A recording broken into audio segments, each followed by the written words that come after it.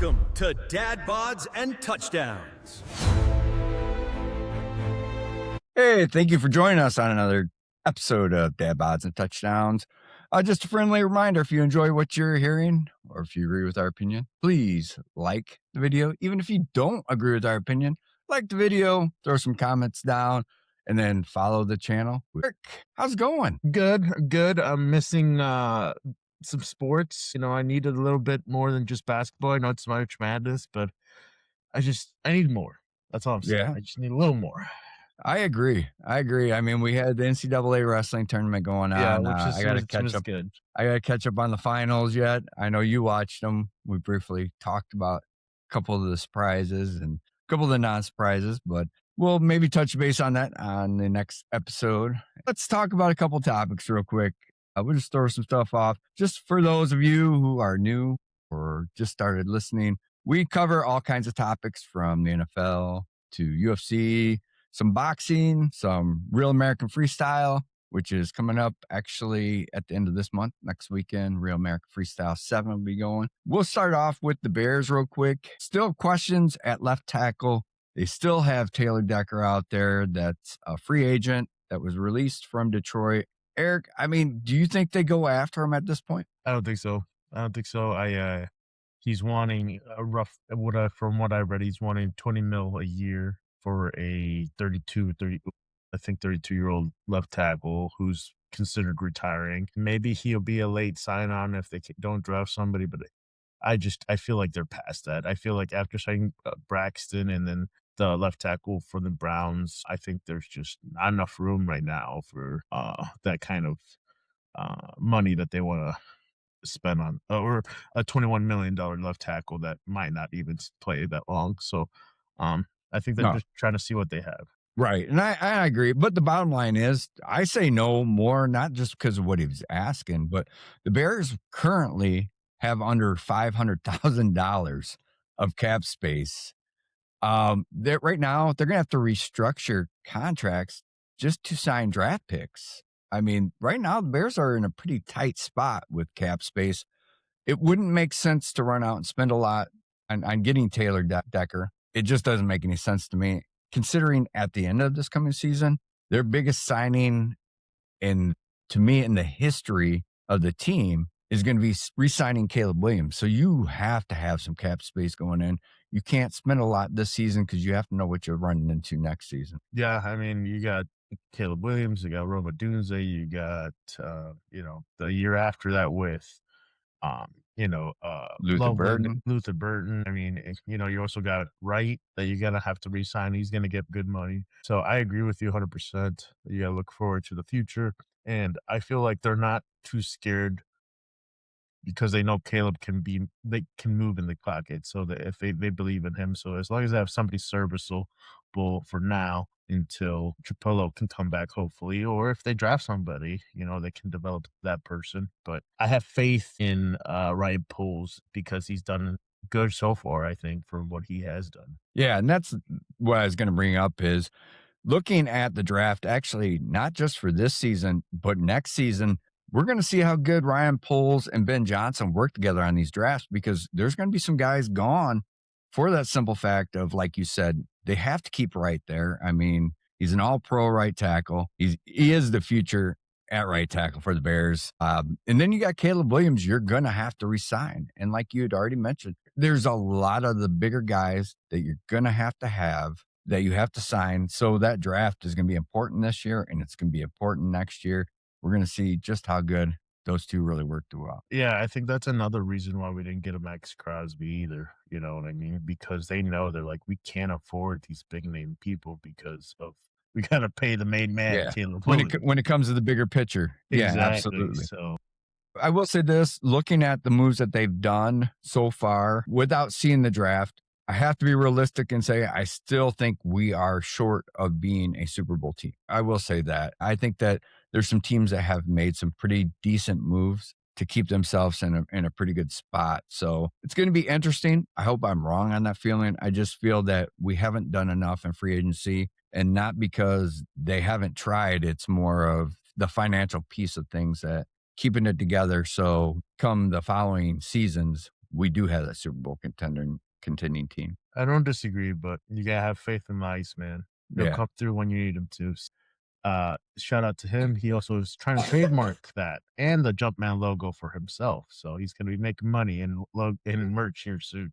Good, good. He deserves it, man. He deserves it. Yeah, Maybe if he's banking money on that, he doesn't have to take so much when it comes to the salary. yeah, I wish, right? Yeah, No, he, I don't think he, that's gonna happen though. I could be wrong.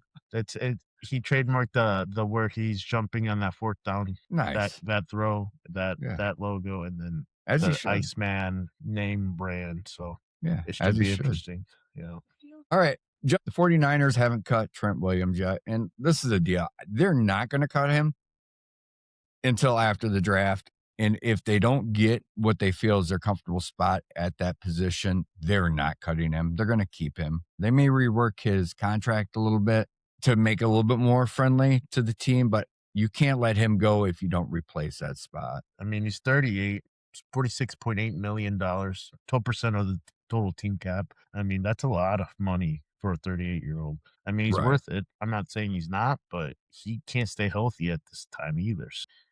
They're going to have to figure something out because you got to find somebody that will pay the rest of his contract, give you something back, or I mean, I don't know what's logical for them Yeah. right No, now.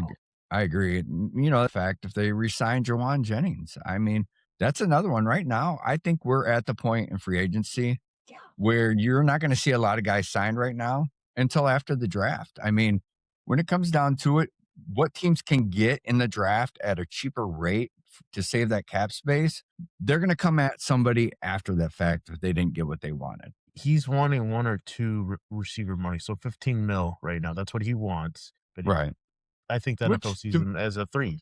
They see him as a 3, maybe a low end 2, but Yeah. it's just hard for me after he hasn't been able to stay healthy, you know? But let me ask you this. Would you take Jawan Jennings and sign him to the contract that they signed Mike Evans to? No, I don't think so. You would? I probably would have, only because of Mike Evans' age. I think his leadership's going to be very beneficial. I do think that. But I think when it comes down to, if you look at his last few years in Tampa, there's a reason why Tampa didn't re-sign him. If they could have kept him there and he could have retired there, I'm sure they would have rather done that. But his health has not been the best the last 3 seasons. He's been, injured and bitten by the injury bug, I should say, and a big one during the season last year. So I just think I probably would have spent that money that they spent on Mike Evans, maybe on Jawan Jennings, because Mike Evans right now, realistically, if you're being real, he's got great hands. He's aging, which your speed and ability, and you can't stay healthy. He's maybe a 2, right? No, yeah, I agree. He has the size of a 1, and maybe he can still play that end zone 1, but I agree he doesn't have that long speed anymore. It's just hard to not see. I think it's hard for me to say, yeah, go ahead and sign Mike Evans for more, even though you have Jennings. But unless maybe there's something going on between them personally in the locker room or something. Maybe that's another reason. The 49ers, like I said, never stay healthy, so they're adding more injuries Yeah, to their team, so you're we'll right. see what happens with You that. know, maybe there is something in that wide receiver room, because if you're having that problem with Jawan Jennings, you definitely had a problem with Ayuk. I mean, is it these receivers, or is it, the wide receiver room in general? Is it like a Pittsburgh Steelers situation where you just got wide receivers, for some reasons, attitudes go to shit? It's something. I mean, I don't know if Brock is not being the best, I guess, team captain or quarterback. I don't know. Wide receivers and quarterbacks are known for being divas, and maybe that's just a thing for them. Like that is the Steeler Nation. I don't know. Gotcha. All right, let's talk about another re-signing. The Vikings re-signed Carson Wentz. All right. I know JJ was not healthy all last year. I know he's battled the injury bug since being drafted. Is this something that JJ McCarthy should have to worry about with bringing, obviously Kyler Murray in, or them bringing in Carson Wentz? Is this something that maybe JJ should say, my time here is done, or do you think he's all right? I mean, on Twitter land, if you go into that hole, they think that the relationship between O'Connell and JJ's, there's something not right in there. And I think that they have lost faith in them, or in him, I mean. But maybe, insurance with, Carson Wentz, a savvy veteran that's been around the league. You have Kyler Murray in a 1-year deal to let him start, and then you let JJ recover and develop with that shoulder injury. Maybe that's what they're trying to do.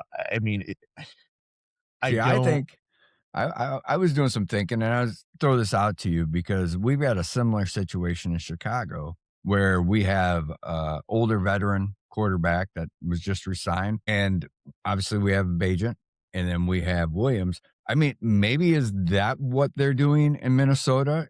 Is where they have Carson Wentz as that deep veteran quarterback to help both young quarterbacks. Because Kyler Murray is still a young quarterback. I look at it as Kyler Murray being the backup.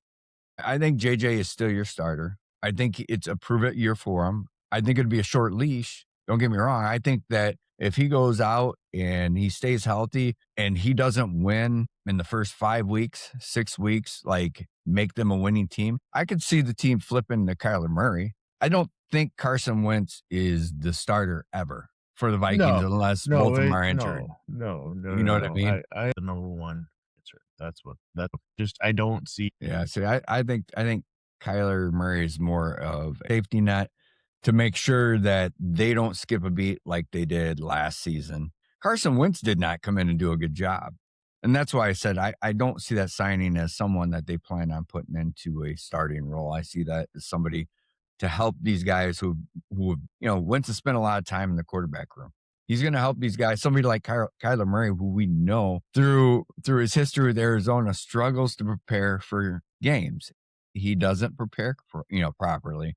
Maybe that's something Carson Wentz can help him with. Maybe O'Connell, the quarterback whisperer, can develop him. And Kyler said that he's been a lifelong Vikings fan, and maybe that will motivate him to study and stuff. He likes to lose then. He likes to lose if he's a Vikings fan. Yeah. I mean, come on. He grew up wearing the yellow and purple, he said. I mean, personally, selfishly, I want them to fail, but it's going to make the NFC even harder, but I don't know how good they're going to be with their defense falling apart because they can't afford anybody. So I don't see the Vikings being as good, but then again, they always kind of find a way to win. So we'll see. Right. No, absolutely. All right. Here's a good one that you threw out. And I'll be honest with you, when you threw it out there, I didn't know anything about it. And I did a little research on it.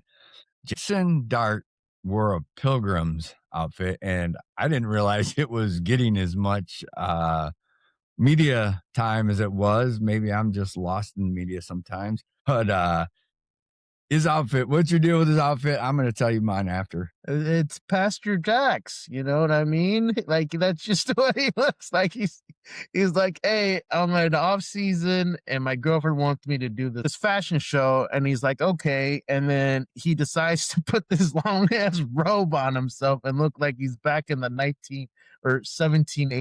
He's going to fucking pilgrim dinner, or he's going to go be the pastor and tell everybody they're give everybody the first communion. I don't get it.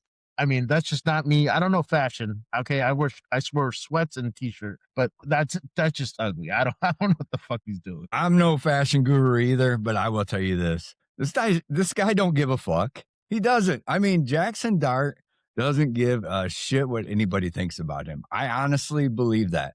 And I'm going to throw something out at you because we're Bears fans, and I know you weren't born, but I know you know a lot about this guy.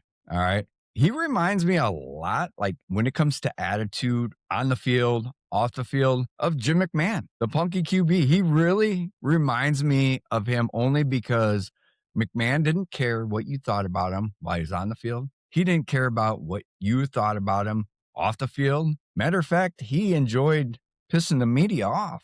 And I think Jackson Dart's a little bit like this. I think he's a little reckless, and he just doesn't care. He doesn't care. I'm not like questioning his. No. I agree, but I'm saying that's the vibe I get from him. Yeah, like I mean, I get it's the kids thing. Our quarterback's the same way. He likes fashion. He likes to wear stuff different. Our team likes to do that, but it's just my thing. Like fucking, like he's just like a warlock or something. Like I can't get over the jacket. Okay, I'm sorry. That's all he can do his thing. I like his swagger. He can do whatever, but come on, man. But am I wrong with that analogy? No, I mean, no. If you think about it, You think about all the stuff that happened with Jim McMahon, with the exception of you never seen. I think if Jackson Dart could pull up with a case of beer for training camp, he would. But unfortunately, he cannot do that in today's NFL. But that's who he reminds me of a lot when it comes to not just his recklessness on the field, because Jim McMahon was reckless on the field, but also off the field. Off the field, he just did what he wanted to do. And Jackson Dart and Scatterboo both, I love them for that fact of they're like, this is who we are, guys.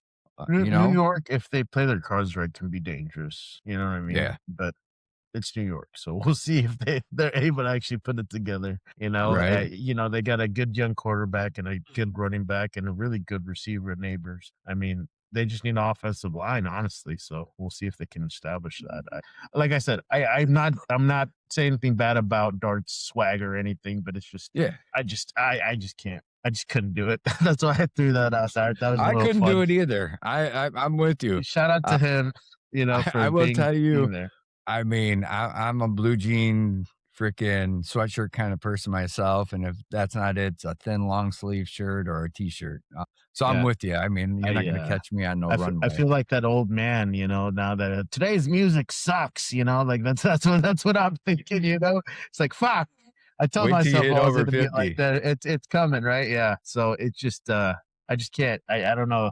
But like I said, I don't know fashion for shit. So shout out to that kid. Same. you, And I do don't you, claim buddy. to, though.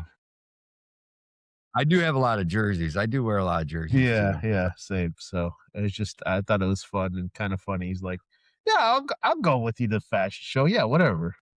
One of the jerseys that I have hanging up in my closet right now is a Justin Fields jersey from when he was drafted from the Bears. And he is on the move. He got traded to the Kansas City Chiefs. One of the topics you threw out there was, does this rejuvenate his career? You know what I think, honestly? I think that he will succeed in Andy Reid's system. I think he succeeds as a backup quarterback. I think he succeeds as a decoy, as a trick play guy that comes in, and running back situations. I think that when you put him back there, it opens your options up a lot as an offense, even if he's back there when Pat Mahomes is back there. We've seen it with Tyson Bagent and Caleb Williams last year where we had them both on the field. You know what I mean? And what happened out of that one? We got a touchdown out of it. So I can see that happening in Kansas City. Andy Reid's mind is great when it comes to offensive deception. So I see this happening more and more. And Matt Nagy's gone from that offense. You're going to see it. I think him do very well. Yeah, it's gonna be interesting to see if he can figure that out. I agree. I was gonna say they're gonna try to do like a Taysom Hill kind of situation, put him in different positions to succeed. I agree with you, but he will probably be starting the next 4 weeks. Andy Reid has had lots of quarterbacks, Michael Vick, McMahon, that were mobile like Justin, but Justin has that weird release that people can't get over with, or he can't get out of his own head where he can't throw down the middle and stuff. So I don't know. We've seen what Justin can do, and I feel like maybe Andy Reid can figure it out and coach him up. He's a really good kid. He's always doing the right thing. So, I mean, personally, like you said, I mean, we all have a jersey. My wife has a jersey. My oldest has a jersey of Justin Field. Like, it just sucks that it didn't work out, but hopefully he is a class act. Yeah. Through and through. I mean, without a doubt. And I will tell you this still to this day, when I went to watch the Bears, unfortunately, get their ass kicked by Detroit back in New Year's Day a few years back.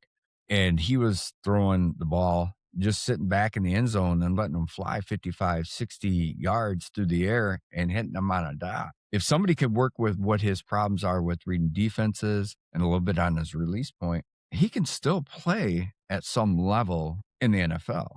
I mean, as a backup. I'm not going to say as a starter, but as a backup. So, like you said, he will definitely be starting, some of the games at the beginning of the season. I think that maybe working with Andy Reid might help him out. I think Andy Reid's a great coach. He's great with quarterbacks, and he's great with the offensive schemes. So yeah. I'm wishing the best for him. I They'll will say make up that. some trick plays. Andy Reid loves trick plays. That's where Matt Nagy learned it. So Yeah. we shall He didn't learn it see. very well, though. No, Not he like didn't. Andy. Andy can run them well. 1 year and done for Matt Nagy. 1 year and done for Matt Nagy. Now he's in New York, so we'll see if he can Right. help out Dart over there. Poor I forgot about Jackson. that. All right. One of the problems that the NFL is running into coming into the season as they are still trying to come up with a collective bargaining agreement with the NFL refs. They're trying to do something they did in 2012, possibly, where they're going to go with some backup refs. Eric, I'll let you go ahead and then I'll pick up the pieces. It's like you said. I mean, they're gonna try to get in some, backup referees and let like the top level referees kind of call in the plays and let them know if they're doing right or wrong. I mean, at this point, you're just gonna have AI refereeing. Like, what the fuck are we doing? Like, figure it out. You're the NFL. You make billions of fucking dollars. I feel like referees are a key pivotal point or key thing to have in a football game. So why not put the money into actually developing your referees and having high quality people doing it, not just part-time lawyers that do it in the wintertime because they can. I mean, I know it's not easy, but you make billions. You can figure something out. Yeah, I think that's going to bring the game into more question than it's ever been. That's what I think, because it was a mess in 2012. I mean, just one of the problems they had was the Seattle Green Bay game, the Hail Mary. You know what I mean? Yeah. It just, and obviously there was more than that. That's the one that sticks out in my mind the most. But you can't do it. You got enough people out there saying that the game's rigged to begin with. All right. Now you're going to put a bunch of backup refs in there. They know that they're going to be out the door eventually at some point in time. Oh, it's going to me, it would draw in now more into question than any time, just because these guys know it's short lived. They're going to make their money. They got to make their money somehow, right? They proved that in the NBA it was happening. What would stop it from happening in the NFL with, replacement refs for Exactly. that time? And they were saying if that does happen, they were going to implement where you can challenge face masks, penalties, certain other things. So that's just going to make the game even Slow more down. controversial and slow down. Can we not, like I said, they make billions. They can afford to fucking pay the refs, dude. Come on. Yeah. Well, that and Eric, when it did go down in 2012, it lasted 3 weeks and they're like, all right, we got to get something done because it was so bad. You know what I mean? I don't think it's going to be a long-lived thing if it happens. It may only last 2 weeks because of how bad it was in 2012. That's just my take on the whole thing. We'll see.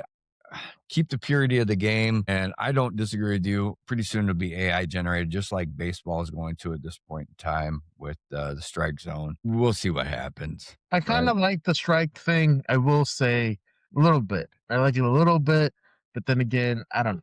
I like the human side of every sport. Obviously, you're going to come into question when you have the human side of it. And I think what they'll find too is when they go to more of a computer generated AI situation, there's still going to be questions out there. I mean, I just look at the purity of the game. And right now you got all your skepticism, whether the games are rigged or the refs are in on the game to, some extent with financials or whatever the case may be. I want that to go away. That really drives me nuts with that. And if you go to where it's completely AI, you know how many people are going to say, well, now it's just completely controlled by the NFL, the outcomes. Yeah, I mean, it's interesting. So the NFL is currently vetting around 150 small college officials to replace them. So that's a lot. And I feel like that's spending a lot more money on replacing them to actually just pay them. But, hey, what do we know, right? We're just the way of the world, spend more to make less. It's crazy, right? So, but maybe, I mean, I don't know. I don't know. Is it the NFL being hard headed and being like, fuck you, we do what we want? We're not giving in to small, Yeah. I don't know. They just dumb. Well, hopefully come upon an agreement. All right. I have to be honest with you. I did not watch the UFC card last night. I went to go see Dedrick Flynn and Jay Legend at Chicago Zany's outstanding show, even though the very, very opening act made fun of my hairline and I was sitting up front. To that guy, I say thank you. But let's talk about a fight card that's coming up on May 16th. Most Valuable Productions is putting together an MMA card, to be honest with you, I feel is becoming a little intriguing. I mean, you have Ronda Rousey versus Carano. You have Diaz versus Perry. That's Nate Diaz, by the way, against Mike Perry. Francis Ngannou against Linz. And then added to the card recently is Gable Steveson versus Junior Dos Santos. I understand some of those guys are a little bit older, with the exception of Gable, but this is intriguing, right? I mean, am I wrong? I said to you yesterday, I was like, no way they're actually doing that. I'm like, this is entertainment. That's what we want. You know what I mean? Yes, Like yes. something good to come about this. Yes, like you said, most of these people maybe a little past their prime, but it's still entertainment.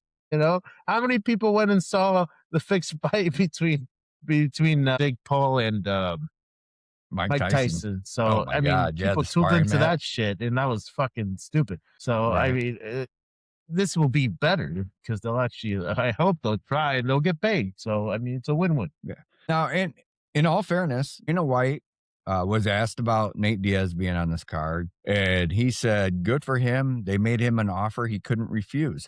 And he was genuine with his answer. There was no lopsidedness. They even asked him, since he signed this deal, does that mean he'll never be welcome back in the UFC? He's like, we'll see how the fight turns out, you know? So he's not closed the door on Nate Diaz. He's not pissed off because Nate Diaz signed this deal. And he told Ronda Rousey to go ahead and do it. He was backing her on this decision because he was trying to put together her against Carano in the UFC for before the end of the year last year for a pay-per-view. So Dana White obviously sees the value in this too, because he flat out said, obviously they made them a deal they couldn't refuse. The reason why I bring that up is I brought it up last week. Are we going to see maybe where Jake Paul actually does what he says he's going to do and create a realm of MMA fighting that the fighters get treated properly? I hope so.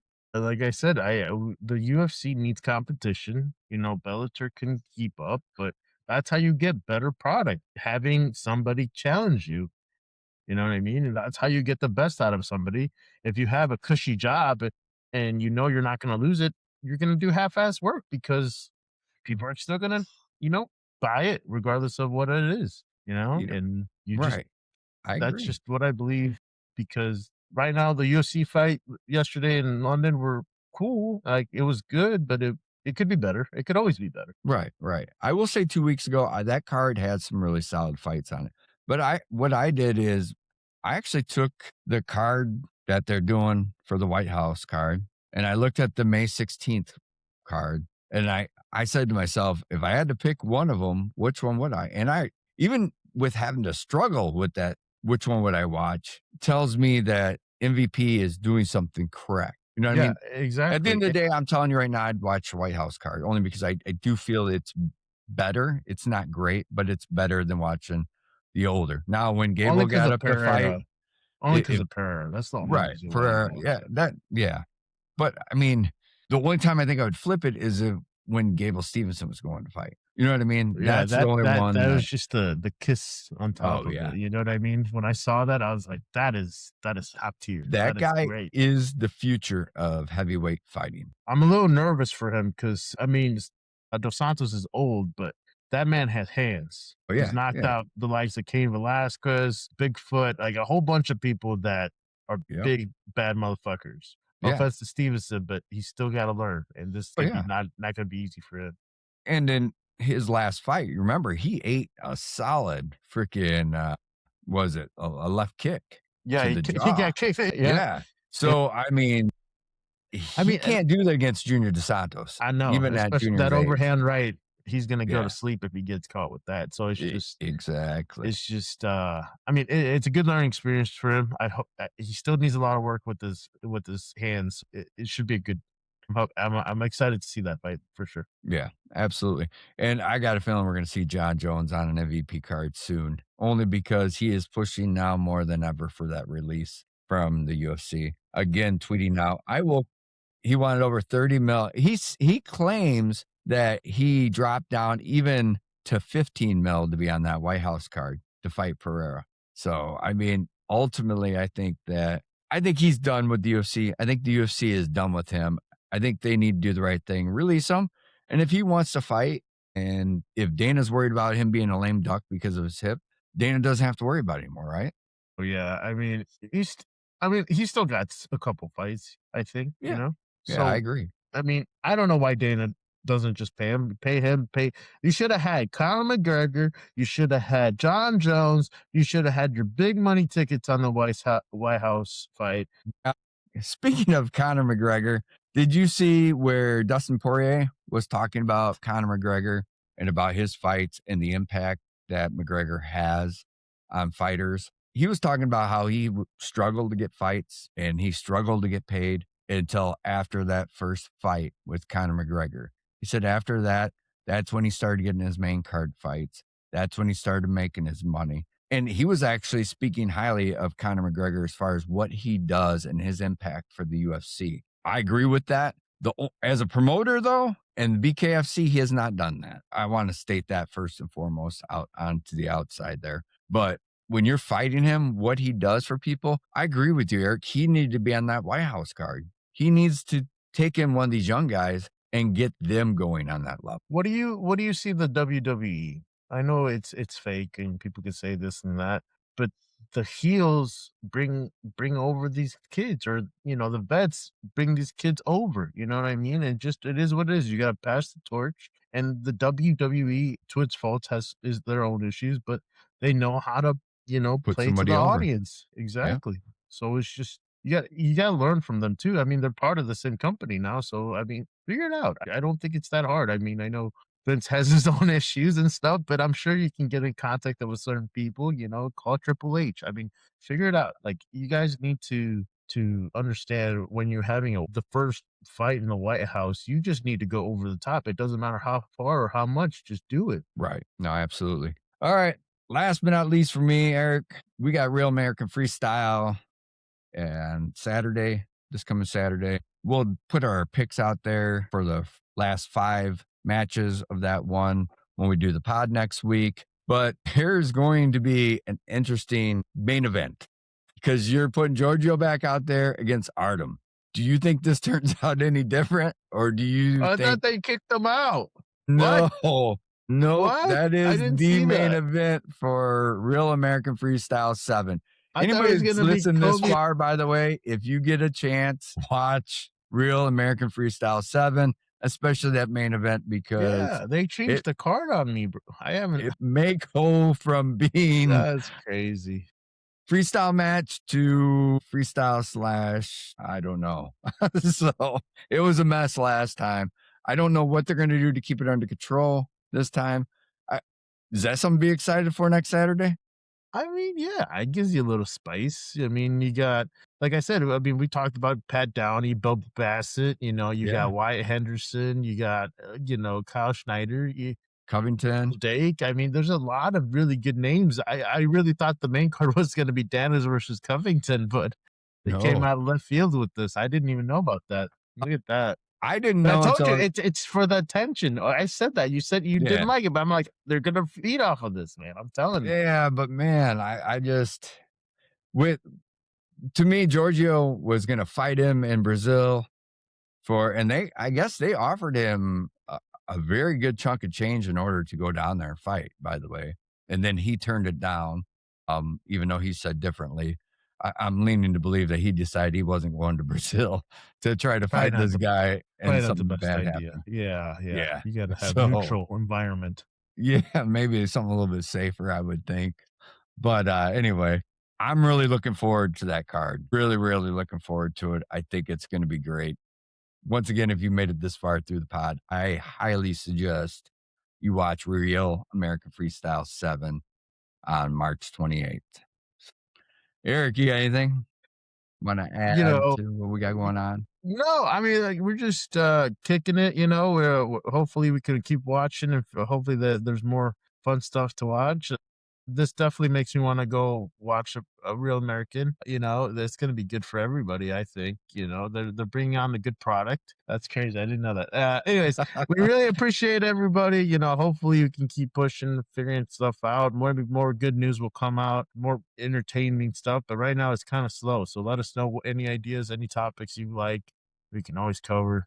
We appreciate everybody. Yeah, very well said, Eric. If you made it this far through, we'll throw out some TikToks out there too. Get a little more active on there. Please comment, whether it's on the YouTube videos, on the TikTok videos, even follow us on Instagram. Throw out something that you'd like us to cover or something that you don't think we cover very well that we should do a better job of. We're here to try to become more informative and also share our opinions. But with saying that, be kind to each other. We're out. Peace.